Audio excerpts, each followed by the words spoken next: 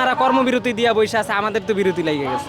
আজকে নাগরিক এখানে সেবা নিতে আসছে, এই সময় এরকম ভোগান্তি তৈরি করা আসলে কোনো কারণ নাই। আলাদা বিভাগ করাই, কারণ নির্বাচনের ব্যাপার, কিন্তু জাতীয় পরিচয়পত্র তো নাগরিকের একটা আলাদা ব্যাপার।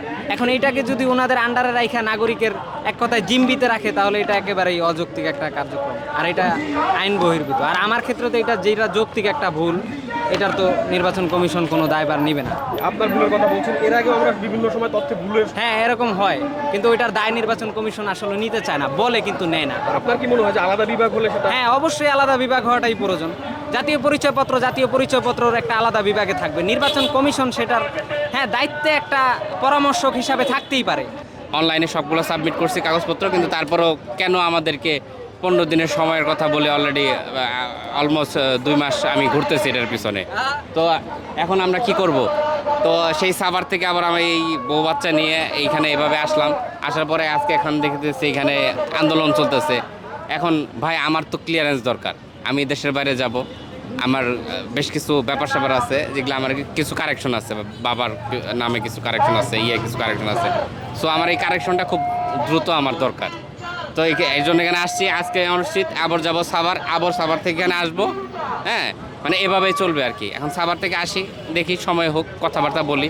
ঝামেলা হচ্ছে আমি অনলাইনে আবেদন করছিলাম, আমার উপজেলা ওইটাকে আবার ম্যানুয়াল এন্ট্রি করছে, যেখানে আমার মায়ের এনআইডি নাম্বার, আমার ব্লাড গ্রুপ, শনাক্তকরণ চিহ্ন, এগুলো সব মিসিং হয়ে গেছে। ঠিকানার একটু উলটপালট হয়েছে।